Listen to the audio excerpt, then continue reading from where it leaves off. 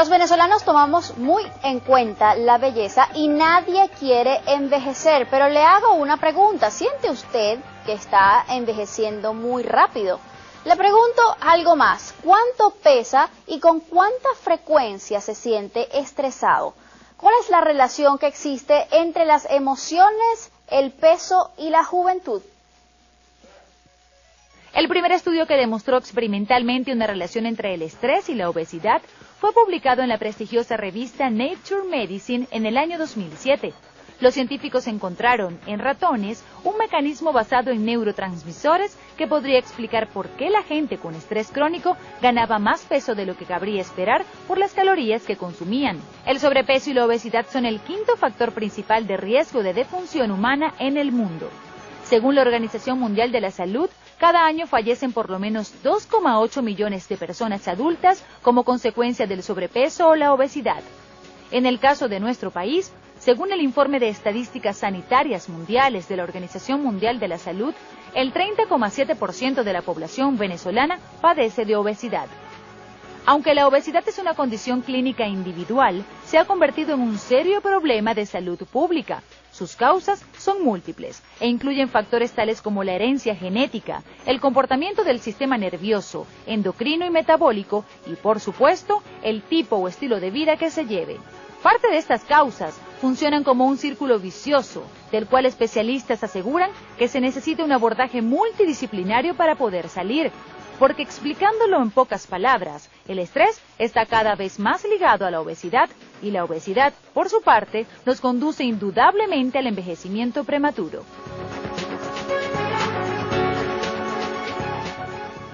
Hoy la doctora Margarita Botero, especialista en medicina antienvejecimiento y obesidad, nos va a explicar con más detalle cuál es esta relación, por qué el aumento de peso contribuye a nuestra pérdida de juventud y qué pasa, cuáles son las consecuencias de ese envejecimiento prematuro en nuestra calidad de vida. Un tema interesante si vemos que en Venezuela 3 de cada 10 personas son obesas. Quédense con nosotros y participen a través de nuestra cuenta en Twitter @solucionesgb.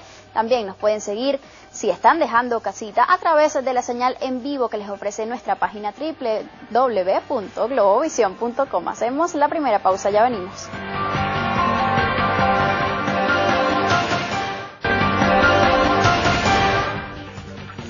Probablemente usted es de las personas que se ve como de 45 y todavía no ha llegado a los 40. Ojalá que no, pero si es su caso, entonces este programa es para usted.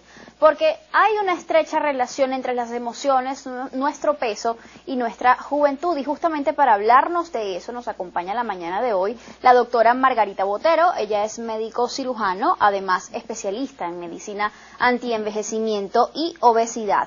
¿Quién no está estresado por estos días? El estrés es como parte de nosotros. Televidentes, feliz 2016, ¿quién no está estresado? Es que necesitamos estresarnos para poder vivir. Fíjense, todos los seres humanos para poder realizar cualquier función vital necesitan una cuota específica de estrés. El estrés es la hiperproducción o producción de sustancias específicas que llamamos neurotransmisores y algunas hormonas, entre ellas la famosa adrenalina. La adrenalina es necesaria para yo sentarme contigo aquí a conversar, para salir de mi casa al trabajo, para poder llevar la rutina del día a día. Pero cuando la barrera que el cerebro es capaz de producir y que nuestro sistema endocrino necesita escuchar sobrepasa la capacidad fisiológica, es cuando ya no hablamos de estrés, sino diestrés, que es la enfermedad del estrés. Lo que quiero aclarar a los televidentes es que el estrés no es una enfermedad, sino el diestrés, que es cuando ya las barreras han sobrepasado la capacidad fisiológica de esa hiperproducción de adrenalina, con consecuencias para nuestro organismo de muchos tipos, como las mencionabas, entre ellos la obesidad o los cambios metabólicos. Que es el estrés negativo, ¿no? Exactamente, o el diestrés, sí, así señores. es. ¿Qué nos estresa con mayor frecuencia en estos días? Nos diestrezan muchas cosas, por ejemplo, las necesidades de dinero, las necesidades de seguridad, las necesidades de saber que nuestros hijos tengan estudio. Cada cual, de acuerdo a la edad que tenga, va a tener factores que lo estresan más. Los niños, por supuesto, por eso ves a los niños bien. ¿Tú cuándo has visto un niño arrugado? Nunca, porque la capacidad de diestrés de un niño es muy pequeña, el niño vive en otro mundo, pero a medida que vamos creciendo vas dándote cuenta que en el adolescente hay cambios metabólicos, el adolescente sí se estresa y es una de las poblaciones más estresadas de la población venezolana en este momento. El adulto contemporáneo empieza a pensar en su vida adulta, en producir, ya me gradué en la universidad, quiero tener mi casa, quiero empezar a pensar en formar familia y por qué no en un futuro a tener hijos. Eso causa estrés a futuro. Y en el momento, la cotidianidad, es que levantarte de la cama, saber que el despertador suene, que yo me despierte con el despertador, que me dé tiempo. Para muchas personas causa estrés si ya arrastra una fatiga crónica de antaño. El simple hecho de que salí a tiempo de mi casa, pero bueno, no sé si de repente en la vía hay algún accidente que me retrase y no logre llegar a tiempo. Y eso se llama, tener estrés anticipatorio. Así es. Y hay pacientes, ser pesimista. Y no es tanto pesimista, Nati, hay pacientes televidentes que sufren de anticipación al estrés. Entonces piensan, y es el disco rayado en la noche que no les permite dormir, si no logro terminar el trabajo, si no me va bien en el examen, si no logro pasar la entrevista de trabajo, si no consigo novia, ya allí serían si como no me trastornos caso. de ansiedad. Exactamente, ya son cosas más puntuales donde el paciente sufre depresiones continuas, sudoraciones profusas, fatigas crónicas porque no concilia, insomnio de conciliación o despertares en la madrugada, etcétera, etcétera, etcétera. Entonces, ¿qué relación existe, Margarita, entre el estrés o altas cargas de diestrés o el estrés negativo con los estilos de vida poco saludables? Ay, esa es una pregunta maravillosa y vamos a ver cómo se la explicamos al televidente. Resulta que es que la máquina del ser humano es un milagro y tiene un comandante en jefe que es el cerebro. Y ese cerebro es el encargado de dar las órdenes para que el eje endocrino, que está constituido por las glándulas, que su función es producir hormonas, esté en equilibrio. Entonces, cuando el comandante en jefe le dice al cuerpo, oye, ¿estás estresado? ¿Qué le está diciendo o cómo lo traducimos? En huida. El cuerpo entiende metabólicamente el estrés como huir, y como correr y como salvarte. De defensa. ¿No se han dado cuenta entonces que cuando estamos estresados sudamos, estamos fríos, tenemos taquicardia, nos encorvamos, boca seca, nos encorvamos y empezamos a sentir ganas de comer dulce? Porque es que para poder correr y para poder huir necesitamos calorías y necesitamos un combustible. ¿Cuál es el combustible? El carbohidrato dulce o, ¿por qué no?, también la grasita. Que aporta energía. Claro, buscamos la energía para poder solventar esa carga específica de adrenalina de parte del cerebro para poder sobrevivir a una circunstancia específica. ¿Qué sustancia específica suele producirse muchísimo en el cuerpo cuando estamos sometidos a altas cargas de estrés? Varias hormonas y varios neurotransmisores. La primera es adrenalina, que nos da la respuesta de huida y de sálvate y cuídate. De la que ya estábamos hablando. Luego tenemos la glándula suprarrenal, que produce hormonas del rejuvenecimiento y hormonas del envejecimiento. Y adivinen cuáles se producen cuando estamos estresadas. No las del rejuvenecimiento, para nada, sino que producimos altas dosis de cortisol. ¿Qué es el cortisol? El cortisol es una sustancia que ayuda a ese proceso de huida porque empieza a acumular y almacenar cantidades de grasa en diferentes partes, normalmente a nivel del panículo adiposo visceral, que es la grasa activa. Esos rollitos que detestamos. Exactamente, todos. A nivel de abdomen. Entonces miren que ya nos vamos dando cuenta de la relación que hay entre las emociones, los cambios metabólicos y, ¿por qué no?, luego el sobrepeso y la obesidad. Luego hay otra glándula muy importante que se llama el páncreas, y el páncreas produce también en ese momento de estrés otra hormona muy importante, que es la famosa insulina, que muchos tienen resistencia a la insulina y, ¿por qué no?, muchos desgraciadamente de nuestra sociedad son diabéticos tipo 1 o tipo 2. Entonces, esas son las tres principales hormonas que se producen, pero encima hay carencias de producción de neurotransmisores específicos, como la dopamina y la serotonina, que son neurotransmisores que nos permiten sentir felices, activos, con bienestar, con capacidad, que nos permiten sentir que tenemos energía para hacer absolutamente todo. Entonces, fíjense el desbalance que hay cuando estamos estresados. Es decir, que es imposible decir, estoy estresado pero feliz. Eso no existe. Es que no, pues es imposible. Es imposible que tengamos un día de estrés altísimo que podamos ser felices. Primero porque ya arrastramos enfermedades metabólicas, o hay resistencia a la insulina, o hay una diabetes incipiente, o hay una hipertensión, o hay un sobrepeso, o porque no, todo el mundo nos dice qué nos pasó en la cara, qué te pasa en la piel, empezó a haber flacidez, empezó a haber caída de cabello. Fíjense todo lo que reúne la parte metabólica cuando un paciente está aumentando la producción o descarga, aumentando la descarga de adrenalina en su cuerpo. Aparte de todo esto, ¿pudiera también el estrés predisponernos a desarrollar trastornos depresivos?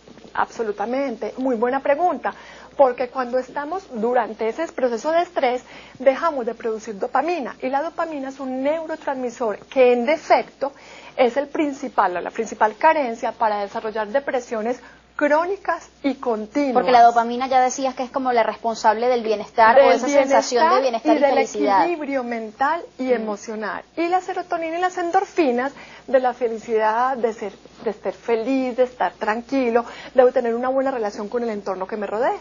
Ok. Tú hablas también de la serotonina. Exactamente. ¿De qué se encarga la serotonina? La serotonina es otro neurotransmisor que trabaja en parejita y es como el novio o la novia de la dopamina. Juntos son el dúo dinámico, permiten que yo esté equilibradamente emocionalmente, ¿sabes? Que tenga un equilibrio emocional, que yo pueda estar tranquila, pero que no esté como por debajo del límite, que siempre estoy triste, que nada me alegra, que nada me hace sentir feliz, ¿sabes? Que tengo como una especie de afecto neutro. Es muy importante para la felicidad, por eso... Bueno, la otra parte, ¿por qué buscamos chocolate en las tardes? Es que el cuerpo es maravilloso, toda la parte bioquímica nos lo explica todo. ¿Por qué busca el cuerpo humano chocolate en la tarde? Porque el cuerpo dice, no estoy produciendo serotonina, no soy feliz, busquemos alguna fuente. Y la única manera es tener grandes cantidades de carbohidrato de alto índice glicémico. El primero, el que más le gusta al venezolano, que de paso tiene un paladar súper dulce, es el chocolate. Y realmente tenemos el cacao más espectacular del mundo. Pero no lo comemos solo, lo comemos con leche, como viene el chocolate, con altas cargas de azúcar. Una torta de chocolate rellena de y chocolate. Y en ese momento, que mira, te brillan los ojos cuando lo dices, y en ese momento que como la torta de chocolate o me como el chocolate, por ese momento soy feliz, tuve una carga de serotonina, porque hay un aminoácido dentro del cacao que es el triptófano, y el triptófano es el precursor bioquímico de la serotonina. En condiciones normales, digamos una persona que no esté experimentando cargas tan altas de estrés, ¿siempre le baja a la persona la serotonina en las horas de la tarde? Si no hay patologías metabólicas endocrinas diagnosticadas y no estamos estresados y estamos tranquilos, mantenemos un estado de ánimo feliz. Entonces no hay ningún inconveniente y no vas a tener descarga. Esa necesidad de buscar chocolate. Exactamente, o cualquier otro carbohidrato. Entonces la serotonina está vinculada con los niveles también de ansiedad que experimentamos. Exactamente, mira el círculo vicioso que te estaba diciendo. No produzco serotonina, me siento triste, siento fatiga, busco carbohidrato, subo serotonina, pero el vaciamiento gástrico de ese carbohidrato es muy rápido, entonces son ciclos cortos de cada 2 horas, quiero comer algo y eso se traduce luego en enfermedades metabólicas. Conclusión, una persona con mucho estrés, con depresión, con mucha ansiedad, tiene todas las de ganar para convertirse en una persona obesa. ¿Qué es la obesidad? De eso hablamos al regreso, quédense con nosotros.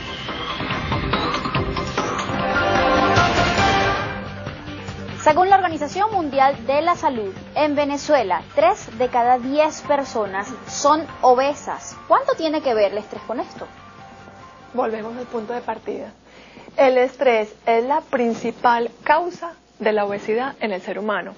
Y no viene de ahorita. Resulta que desde la época del hombre del Paleolítico, cuando el hombre tenía ciclos, ¿cuáles eran los ciclos? El hombre cazaba, ¿verdad?, un animal que tenía proteína de alto valor biológico. Se comía esa proteína, luego se encerraba en una cueva, pasaba el glacial, después del glacial volvía y salía. O sea que había ciclos de ejercicio, de comida, de ayuno y de almacenamiento. ¿En qué se traduce eso? Que llegó la obesidad al mundo desde que el hombre se volvió sedentario. Es decir, desde que ese hombre paleolítico del Cromañón, que era nómada, que hacía ejercicio para poder buscar la presa, ¿verdad? Y tenía altas cantidades de estrés, porque si no la presa se lo comía a él, se encontró la parte del cultivo, se hizo sedentario, y al ser sedentario ya no había ejercicio, pero conservábamos la capacidad de almacenar esa grasa mientras estaba en el glacial. Entonces, desde esta época, ya en la humanidad había obesidad. ¿Qué es en sí la obesidad? ¿A quién se le considera una persona obesa? A ver, para la Organización Mundial de la Salud hay una formulita matemática muy sencilla, que es el peso en kilos se divide sobre la estatura en centímetros del paciente al cuadrado, y eso nos da una cifra, ¿cierto? Que a nivel mundial nos va a hablar del paciente con bajo peso, del Ok. paciente con normopeso, del paciente con sobrepeso o con obesidad, que se subdivide al tiempo en grado 1, 2 y 3. Por supuesto, el grado 3 con mayor mortalidad a nivel mundial. ¿Hay medidas abdominales Sí, para claro, determinar la claro. obesidad? Claro que también hay medidas abdominales, pero lo más importante, inclusive para que tú mismo te des cuenta en casa, que estás teniendo un sobrepeso que, ¿por qué no?, ya está entrando al límite de la obesidad, es esa formulita que les acabo de dar, que es el peso sobre la estatura como tal. Entonces recuerden, el paciente que está por encima de 25, que ese resultado da 25, es un paciente con sobrepeso.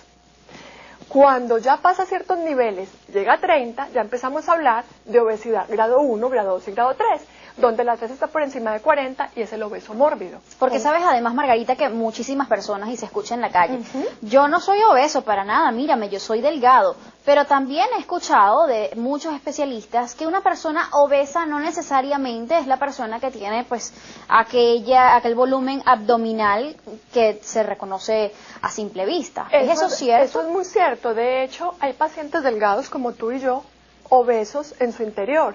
Se llama obesidad sarcopénica. ¿Qué quiere decir eso? Es el paciente que, aunque se ve delgado, ha acumulado grandes cantidades de ácidos grasos alrededor de las vísceras. Me refiero a hígado, a colon, y que esa grasa visceral es altamente metabólica, o sea que todo el tiempo está bombeando sustancias tóxicas a la sangre, haciendo que se acumulen más cantidades de ácidos grasos en ese hígado y se liberen grandes cantidades de insulina por el páncreas. ¿Nos puede matar la obesidad?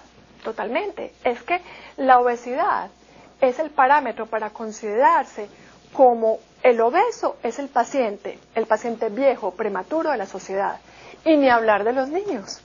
El niño obeso es el niño con enfermedad del adulto y luego será un adulto anciano antes de tiempo. Lamentablemente. Sí, señor. Y por eso se convierte además en un problema de salud pública. Mundial, de políticas. Porque ¿sabes qué dice la National Geographic? No habla de obesidad, habla de globesidad. Miren el término, globesidad. Es una pandemia. ¿Por qué pandemia mundial? Porque no respeta sexo ni edad y causa complicaciones metabólicas con una morbimortalidad altísima a nivel mundial. Tú hablabas de cifras, yo tengo unas más escandalosas todavía, televidentes. Para el año 2030 habrá por lo menos 130 millones de obesos en Latinoamérica, solamente en Latinoamérica, y cada año están muriendo a partir de hoy 2.800.000 personas cada año de obesidad. Esas son cifras bárbaras. Alarmantes. Si no solamente hablamos de obesidad en general y no hemos hablado de enfermedades metabólicas derivadas de ella. ¿A qué tipo de enfermedades puntuales nos puede hacer más vulnerable el ser obesos? Primero, cardiovascular, ¿cierto? Infartos. Segundo, hipertensión arterial. Tercero, y muy peligrosa, la diabetes, que es el exceso de azúcar en la sangre, que puede ser tipo 1 o tipo 2. Accidentes cerebrovasculares, o sea, todas las enfermedades a nivel cerebral. ¿Cáncer? Y cáncer en general, enfermedades del colon y enfermedades inclusive neurodegenerativas como Alzheimer. Por ejemplo, también se habla de que las personas obesas tienen un poco más de tendencia o son más predispuestos a desarrollar Parkinson. Parkinson y Alzheimer. Y no dejamos de decir lo que mencionamos al principio, que los obesos tienen muchos ciclos de depresión durante su vida.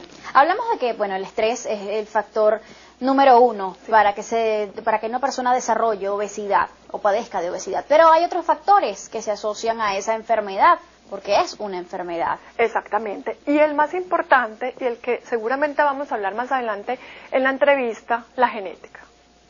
La genética, por eso es un llamado siempre a los papás, a los padres de familia, que es que el cuidado del niño ni siquiera comienza desde que él está pequeño, comienza in útero.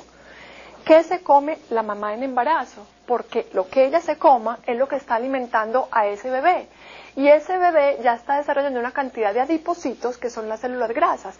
Y el adipocito per se ya se considera un órgano endocrino. Entonces, ya desde el embarazo hay que saber qué me voy a comer para que mi hijo tenga buenas condiciones. Entonces, luego viene la infancia.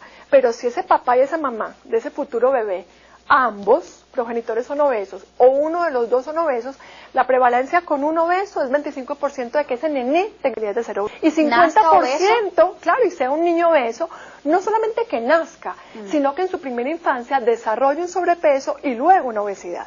Y si ambos padres son obesos, la probabilidad es de un 50%. Entonces, ya estamos casi que diagnosticando un obeso mórbido y un adulto contemporáneo, 30, 35 años, lleno de enfermedades del anciano. Aquí hay algo que hay que tocar porque las personas piensan muchas veces que esto de la obesidad es algo que le atañe un poco más a la población adulta o a la población joven, el adulto joven, el adulto contemporáneo, pero realmente es algo que hay que traer y poner sobre la mesa, el hecho de que cada vez son más los niños obesos en Venezuela. La cifra viene aumentando de una forma alarmante. No la tengo en este momento, pero es algo que usted fácilmente puede encontrar si se mete en internet y busca obesidad infantil en Venezuela. Te tengo el ¿Cuál dato? es la razón de ser de eso? Sí, te tengo ese dato. Venezuela en el momento es el segundo país en Latinoamérica con obesidad. Y la infantil somos el tercero y cuarto país en tenerla. Entonces es un problema de salud pública, es un problema que tenemos que atacar, porque quienes van a vivir al final de los años son nuestros niños. Si nuestros niños no son enfermos, serán adultos enfermos llenos de enfermedades crónicas. Entonces es muy importante el punto que tocaste, Nati. Ahora, ¿qué relación hay entre el estrés que pueda estar manejando un padre y la obesidad en el hijo? Vamos a verlo. En el año 2013 se publicó en la revista Pediatrics un estudio basado en la relación entre el estrés y la obesidad. Fue curioso, pues concluía que los niños consumen comida rápida con más frecuencia si sus padres están estresados. Se trabajó con 2.119 familias que tenían hijos en edades desde los 3 a los 17 años. Los autores relataban como factores más estresantes para los padres la tensión financiera, así como el mal estado de salud físico o mental. Curiosamente, estos niños no tenían reducido el consumo de frutas y verduras, pero sí aumentado el de comida rápida. La explicación que le dieron a este resultado se basa en que los padres estresados tienden a comprar más comida rápida con el fin de ahorrar tiempo y evitar las discusiones con sus hijos por las comidas.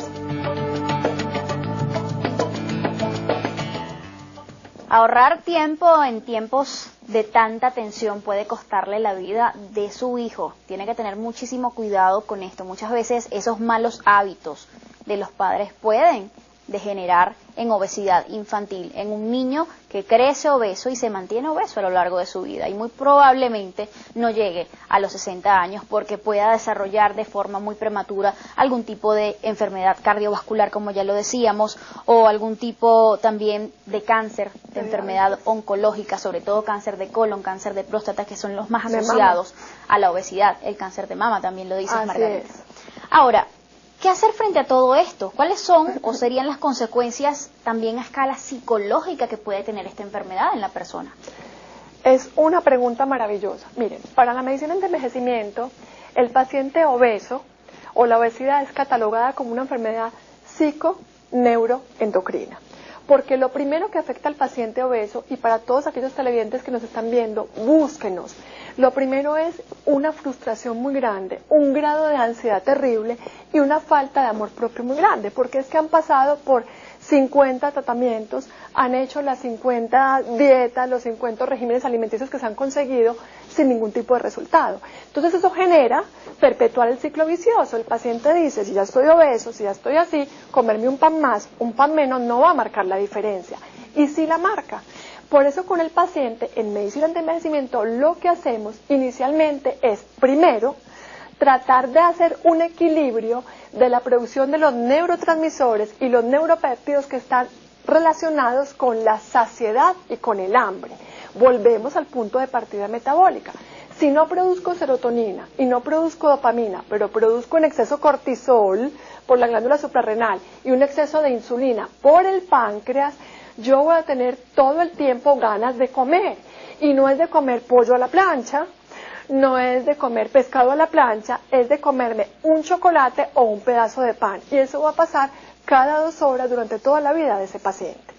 Además, el paciente no va a poder ir a mi consulta, yo le voy a decir, sabe señor, a partir de ahora usted va a recibir esta hoja que le estoy dando, que son tantas calorías y es la alimentación que va a seguir. El paciente no la va a hacer, no es capaz de hacerla, porque neurológicamente y a nivel neuroemocional no está capacitado.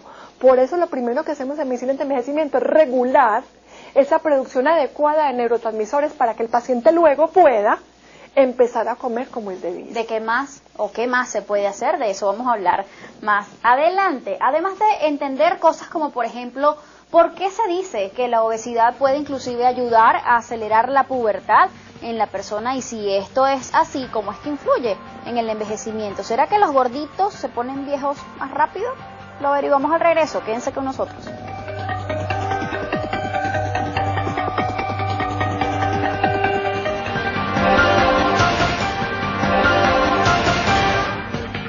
Depresión, aislamiento, sensación de culpa, sufrimiento por el rechazo social son algunas de las consecuencias psicológicas que puede experimentar una persona obesa. Todo esto le genera estrés y el estrés lo que hace es elevar sus niveles de ansiedad y hace que la persona sienta más deseos de comer. Preguntan por allí, ¿por qué, doctora, se dice que el obeso no puede hacer ejercicio? Es que, por eso, vuelvo y repito, televidentes, del que sienta que es obeso, tranquilícese, primero tranquilícese, porque es una enfermedad y nadie desea estar obeso, ¿cierto? Entonces, primer paso, tranquilizarnos para disminuir la producción de neurotransmisores y de sustancias no correctas en ese momento. Pero hay que comenzar a quemar grasa. Claro, pero yo no le puedo pedir al obeso mórbido o al obeso grado 2 que empiece a caminar a hacer ejercicio porque no produce dopamina. Y entonces, como él no produce dopamina, aunque tenga la bicicleta último modelo, la elíptica último modelo en su cuarto, no la va a usar de perchero. Y hoy va a decir, mañana empiezo. Y mañana van a pasar 365 días y nunca la usó, Nati. Diciendo mañana Por empiezo. eso no podemos empezar a obligar a hacer ejercicio o a comer lo que no han comido sin antes haber trabajado el primer punto que te he contado. Dicen, doctora, algunos estudios que la obesidad acelera la aparición o el momento de la pubertad. ¿Existe entonces una evidencia quizás comprobada de la relación entre el peso, el exceso de peso, la obesidad y el envejecimiento? Vamos a partir de esa pregunta en dos. ¿Qué pasa? En la obesidad infantil, cuando hay una obesidad infantil, sí puede haber un desarrollo en la mujer y en el niño más temprano, o sea, puede empezar el flujo de hormonas más rápido. ¿Por qué? Porque el adipocito que yo te contaba, que es la célula grasa, que es como una especie de órgano endocrino, es también capaz de producir hormonas. Entonces imagínate tú, la grasa produce también hormonas, me refiero a estrógenos, en el caso de la mujer y testosterona en el caso del niño. Es decir, que es normal que una niña gordita Entonces, de repente se desarrolle que esa niña más temprano. Con sobrepeso a los 8 o 9 años, ves que tiene botón mamario, ves que puede tener vello, ¿sabes? Y que puede hacer un desarrollo, una menstruación precoz, que por supuesto también lleva a una disminución de la rata del crecimiento. Entonces, eso por un lado, pero eso no está asociado a que de pronto haya un envejecimiento prematuro. Okay. Lo que está asociado al envejecimiento prematuro es per se la obesidad. ¿Por qué? Porque el paciente obeso sufre de enfermedades crónicas y degenerativas que son supuestamente enfermedades del adulto mayor de la sociedad. Hipertensión, diabetes, enfermedades cardiovasculares, hablábamos de Parkinson, hablábamos de problemas inclusive en articulaciones, ¿sabes? Dolores, columnas vertebrales, hernias, todo eso. ¿Por qué, doctora? Hablemos de ese tejido adiposo. ¿Qué es lo que ocurre exactamente en nuestros órganos cuando una persona es obesa? Bueno, entonces el tejido adiposo empieza a guardar grandes cantidades de grasa como almacenamiento para usarlos en algún momento, pero resulta que son calorías que se están ingiriendo de más, pero no se están usando como combustible, se están guardando en zonas específicas. ¿Pasa mucho? En el hombre, abdomen, y en la mujer, en lo que llamamos abdomen, cintura y cadera, ¿cierto? Okay. Eso es la forma de distribución de esa grasa. Y que a nivel metabólico entonces tenemos inicialmente una resistencia a la insulina, ¿cierto? Y esa resistencia a la insulina puede convertirse en un futuro en una diabetes y el paciente perpetúa esa obesidad. Puede haber hipotiroidismo, puede también haber problemas metabólicos generalizados, retenciones de líquidos, trastornos en los ciclos menstruales, menopausia que puede llegar antes o después y el influjo de enfermedades más complicadas como tú mencionabas, cáncer de colon, entre otros, cáncer de próstata y cáncer de mama. Hay una proporción estudiada muy importante que las mujeres obesas que también tengan herencia en primer grado con sanguinidad de cáncer de mama pueden desarrollarlo. Entonces fíjate de todo lo que estamos hablando del gran abanico de enfermedades. Por eso es muy importante hacer prevención desde el útero y hacer trabajo en aquellos pacientes que ya diagnostiquemos con sobrepeso. Papás y mamás, ¿qué están comiendo sus hijos en el colegio? Los niños pasan más tiempo fuera de casa. Sí. ¿Qué lonchera están llevando al colegio? ¿O qué están comiendo en sus meriendas? O en la casa, porque de repente llegan a las 7, 8 de la noche tratas de hacerles algo rápido para que se puedan poner a hacer tareas y lo que le haces de repente es una arepita frita, algo que comida no es rápida, saludable. que normalmente es carbohidrato de alto índice glicémico, así es. Y en la noche, donde ya te acuestas y no hay probabilidad de usar ese carbohidrato como energía de nada, que queda almacenado. Y si a eso le sumas el poco tiempo que duermen las personas, sobre todo en las grandes urbes, más aún quienes viven en estas ciudades satélites que prácticamente tienen que salir a las 5 de la mañana de su casa y se acuestan a y las llegan 11. a las 10, 11 de la noche y es que se están acostando ellos y los niños, además. ¿Y sabes por qué eso que acabas de comentar? Y que es muy importante y tiene también una explicación metabólica. Si no dormimos el tiempo suficiente, no producimos hormona del crecimiento. Y la hormona del crecimiento está relacionada con la formación de masa muscular y la quema de tejido adiposo. Ahí tiene la otra explicación. Entonces, si no dormimos, vamos a ser más gorditos. Claro que sí. Una relación directa. Exactamente. Doctora, ¿está asociada la obesidad también con el envejecimiento cognitivo? Claro, absolutamente. Y les voy a explicar por qué. Con el envejecimiento cognitivo y también con el estético y el externo. Okay. Resulta que cuando hay exceso de azúcar o de carbohidrato de alto índice glicémico, que es la famosa glucosa, la glucosa actúa. Hagan de cuenta cuando una manzana se sumerge en caramelo, produce melcocha. El azúcar melcocha, como su nombre lo dice, y empieza a buscar dónde pegarse. Y resulta que lo primero que busca es proteínas. ¿Cuáles proteínas? La más grande del cuerpo es el colágeno. Ahí entenderán por qué el obeso sufre de flacidez y de envejecimiento prematuro, inclusive a nivel de piel. Se melcocha, se pega al colágeno y lo daña. En cuanto a la parte neurológica, vulgarmente se melcocha la neurona. Por eso los pacientes con obesidad y con diabetes se le considera el segundo Alzheimer, porque la neurona se melcocha, esa glucosa pasa la barrera encefálica y se pega a las neuronas. Por supuesto, termina en un déficit cognitivo. Por sí solo el estrés, supongamos que no hay presencia de obesidad, pudiera también ser un factor de riesgo para envejecer, y eso es algo que quizás nos va a aclarar el siguiente estudio. Un reciente estudio realizado por la Universidad de Stanford, en Estados Unidos, ha descubierto que las adolescentes que sufren del estrés y son propensas a la depresión pueden envejecer de forma prematura. El estudio ha demostrado que el organismo de las niñas adolescentes con antecedentes familiares de depresión responde al estrés aumentando los niveles de la hormona cortisol, que en grandes cantidades puede dañar el sistema inmunitario y los órganos.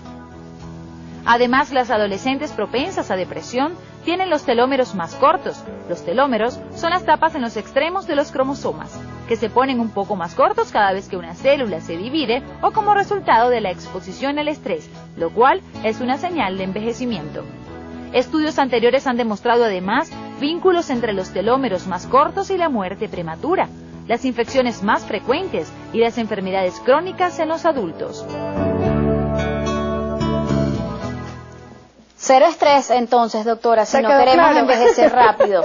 Así es. Por eso parte de lo que hace la medicina antienvejecimiento es medicina proactiva y preventiva. Hacer que ese telómero se mantenga tan largo como sea posible, y eso no va a ser fácil si las hormonas del envejecimiento son las que se producen. Retomemos, cortisol y adrenalina. Es preferible que aumentemos las hormonas del rejuvenecimiento. ¿Cuáles son? Endorfinas, neurotransmisores como la serotonina y como la dopamina, que nos van a permitir envejecer con calidad de vida, mantenernos en buenas condiciones, porque de nada nos sirve llegar bien estirados con un Alzheimer. Entonces, por eso es muy importante mantener la parte cognitiva. Eso es interesante. ¿Es posible, digamos, promover eso en estos tiempos, doctora? ¿Cuán fácil es no estar estresados? Miren, es que es imposible no estar diestresados, pero podemos hacer catarsis del estrés. Por eso nosotros, en nuestro centro de especialistas de medicina antienvejecimiento, lo que buscamos con el paciente es un trabajo de 4 partes. La primera, regulamos esos neurotransmisores que tienen que ver con el hambre y con la saciedad. La segunda parte es modular el estrés oxidativo, es decir, tomamos marcadores bioquímicos para mirar cómo están todas las hormonas del rejuvenecimiento y el envejecimiento. Y de acuerdo a los valores, ayudamos al paciente con terapias específicas para la resistencia a la insulina, para la obesidad, para darle al cuerpo por medio de soluciones endovenosas oligoelementos, vitaminas y minerales que ayudan a que todo ese endocrino esté en condiciones aceptables para que tengamos un normopeso, es decir, una cantidad de grasa adecuada, que para informarle al televidente, 15% en el hombre, 18% en la mujer, es lo regular y lo adecuado en la capacidad que debemos tener de grasa intrínseca y poder formar músculo y llevar una vida completamente normal. ¿Aplica ese tratamiento también para pacientes diabéticos? Sí, claro, de hecho con los pacientes diabéticos ayuda muchísimo para que esa diabetes no empeore y no empiece a afectar todos los órganos como tal. Y tenemos también la famosa vacuna antiobesidad, que es una metáfora porque por supuesto no hay vacunas, pero son un compendio de oligoelementos y vitaminas que trabajados en la ley hormonal permiten al paciente quemar esa cantidad de grasa. De eso vamos a hablar a profundidad ya al regreso de esta pausa. Está bien interesante, además de conocer cuáles son esos otros pasos, los 3 últimos pasos de ese tratamiento para evitar que el estrés se convierta en obesidad y obesidad que pueda convertirse en un envejecimiento prematuro. Ya venimos.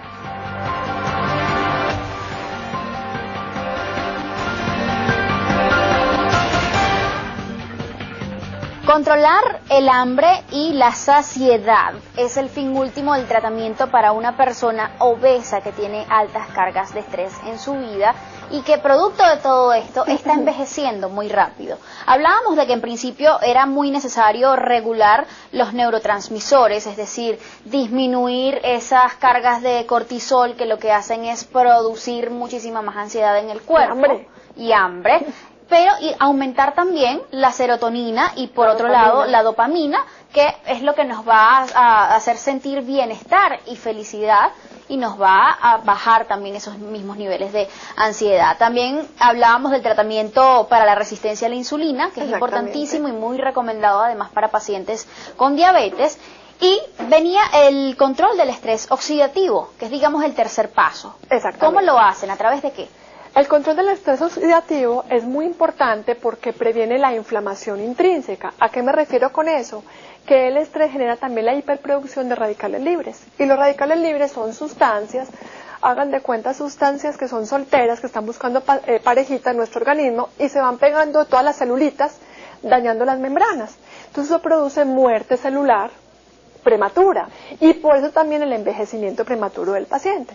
Entonces, ¿qué hacemos? Tenemos sustancias quelantes que actúan como una especie de imán, recogiendo esos radicales libres, recogiendo ese exceso de ácidos grasos libres que están dando vueltas por todo nuestro organismo, de esos metales pesados que están dentro y que también nosotros llevamos con la alimentación, los agarra como si fuera un imancito y los saca a nuestro cuerpo. Es como un proceso de desintoxicación. Detoxificación y desintoxicación intrínseca por medio de una sustancia llamada hepta, que es como un imán. Y saca todo eso. ¿Y eso es algo que se toma? Venoso, son infusiones intravenosas que se deben hacer en la consulta médica. Y luego lo que hacemos, ya ese paciente tiene control de los neurotransmisores, ya ese paciente tiene sus infusiones endovenosas que le van a ayudar a quemar grasa y formar músculo, ya estamos trabajando la inflamación interna, el estrés oxidativo, ¿y qué nos queda? Ya después me siento con el paciente como con un niño chiquito, porque el paciente obeso es un paciente que no tiene hábitos de comida saludable. Pues de alguna manera no los adquirió y que está deprimido. Entonces empiezo a darle la mano y a acompañarlo en la consulta cada semana. Yo no puedo ver a un paciente obeso y decirle hoy, bueno Nati, te veo dentro de 2 meses. Y en 2 meses te quiero con 20 kilos menos. No puedo confiar en ese paciente. Claro. Con el tiempo empezaría a confiar en él, pero es como cuando los niños van adquiriendo hábitos, ¿verdad? Pero como ya ese paciente siente bienestar, porque le estoy dando precursores de serotonina, que en este caso hablábamos de triptófano, que lo podemos dar como triptófano o lo podemos dar dentro de los alimentos, el paciente va a sentir realmente ganas, va a verse un espejo y va a decir, en verdad quiero y puedo bajar de peso. ¿Qué alimentos tienen mayor carga de serotonina? Bueno, por ejemplo, el más importante de todos, y úsenlo televidentes, tienen el cacao, que es el mejor del mundo. Tómense todos los días, ya pueden empezar en casita, pueden empezar de una vez, por la mañana, 10 de la mañana, donde está el pico de ganas de comer, y el peor de todos, que es a las 4 o 5 de la tarde, hagan su propia merengada de cacao. pongan un vaso de agua con una cucharada sopera de cacao venezolano. No estoy hablando de comerse una chocolatina, no. Del cacao en polvo, el que viene para cocinar en repostería, que no trae azúcar. Lo ponen en un vaso de agua, le agregan un poco de hielo, le pueden agregar un poco de café guayoyo al que le guste y no tenga contraindicación, porque el café, la cafeína también es lipolítica. ¿Qué significa eso? Que quema grasa. Entonces la licúan, le ponen un endulzante natural y se lo toman. Y ya verán como por lo menos por 2 horas se les va a quitar por completo la gana de comer. Y van a tener energía. Ya entiendo como una de mis productoras a veces come como un demonio y es así. ¿Ya entendiste? Ya entendí, es cafecera hasta que ya. Ok, hay otra cosa importantísima, la actividad física. ¿Cómo se va regulando en el marco de ese tratamiento que ustedes ofrecen? Exactamente. Igual tampoco le puedo decir al paciente en la primera consulta que lo quiero corriendo 30 kilómetros diarios. Es que el paciente ni siquiera quiere caminar. O sea, no tiene dopamina, no tiene serotonina. Yo no le puedo pedir que camine ni que corra. Cuando él vaya sintiéndose mejor, yo le voy metiendo lentamente a la actividad física. Primero le voy a pedir que camine. Luego le voy a pedir que se suba a la elíptica, porque ya la tiene en su casa, pero no la quiere ni ver. Entonces primero probablemente la tiene de perchero. Claro, la natación le sirve muchísimo al paciente obeso porque en el agua no pesamos. Entonces no hay dolores articulares de columna o escoliosis, que es la desviación de la columna, que se agregan a este sobrepeso. ¿Cómo podemos prevenir, que es quizás lo más importante aquí, la obesidad derivada del estrés? Porque quizás no podemos escapar de ese estrés negativo al que estamos expuestos todos los días, pero ¿cómo podemos evitar que eso se convierta en obesidad? Son 4 claves, lo que llamo yo mis claves de la longevidad. Somos lo que comemos, el tiempo que dormimos, la catarsis que hacemos del día a día y las horas que tengo de sueño. Si esas 4 claves que les acabo de mencionar se mantienen en equilibrio en mi vida, les aseguro que en el 90% de los casos de estos pacientes ninguno será obeso. Y lo último es que empecemos desde el útero y desde la infancia. Los hábitos de alimentación no se hacen en el adulto. Se reeduca al adulto, pero los hábitos se hacen en la infancia. ¿Qué debería comer entonces una mujer embarazada?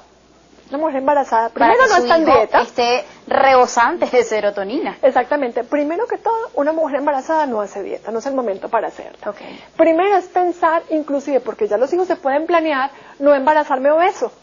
Es lo primero que tenemos que hacer. No embarazarnos con sobrepeso y con obesidad. Si estamos buscando un bebé, primero tratemos de bajar de peso y luego nos embarazamos. Cuando estamos ya embarazadas, comida normal. Miren, acuérdense, desayunamos como reyes, almorzamos como príncipes, cenamos como mendigos y tenemos 2 meriendas o tentapiés.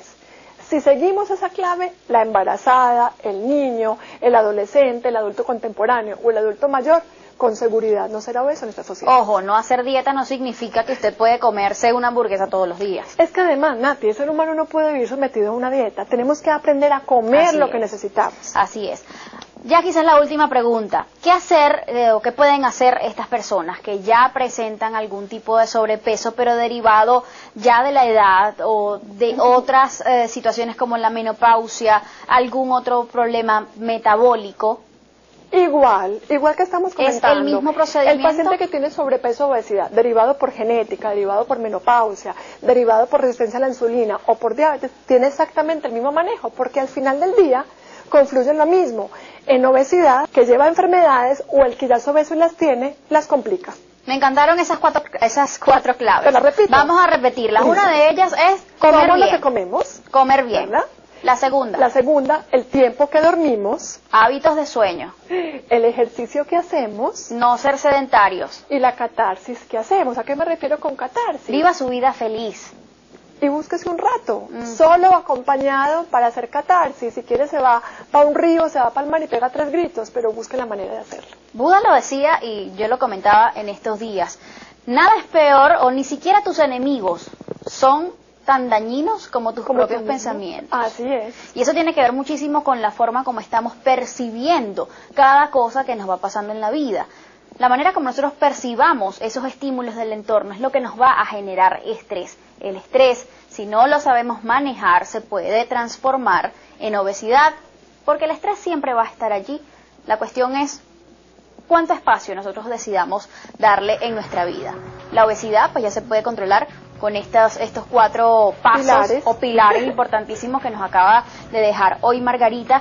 Y si llegara el momento en que tengamos sobrepeso y obesidad, ¿a dónde podemos acudir? Bueno, los invito a mi consulta. Nosotros estamos en el Centro Médico Energía Vital Activa. Nos pueden contactar en el teléfono 991-7612 y pueden buscarnos en el Instagram Energía Activa y también Energía Vital Activa el Instagram y Energía Activa el Twitter. Los esperamos. Y tomar medidas a tiempo para entonces Claro que sí. no restarle tantos años de vida a Así nuestro es. cuerpo, definitivamente, Así y mejorar es. la calidad de vida de los años que nos queden. Exactamente. Muchísimas gracias, Margarita, por A habernos ti. acompañado Muchísimas gracias. hoy y haber hablado de este tema. Quizás muy pocas personas imaginaban realmente la relación entre esta emoción que es tan frecuente entre nuestra sociedad como el estrés, la obesidad derivada de ese mismo estrés y pues el envejecimiento que nos puede terminar quitando muchos años de vida, privándonos de ver crecer a nuestros hijos, a nuestros nietos, nuestros bisnietos. Hay que tomarlo en cuenta, definitivamente, y nunca es tarde para intentar corregir. Y te dejo una frase, les dejo una frase televidente. La obesidad es el asesino silencioso. Así es, si lo dejamos. Exactamente. Muchísimas gracias. Gracias también, amigos, a ustedes por haber estado allí como todas las mañanas. Yo me despido. Recuerden que el ejemplo comienza por casa. Y siempre es mejor ser parte de la solución que del problema. Todo está aquí. Hay que tener voluntad y disciplina, sobre todo. Nos vemos.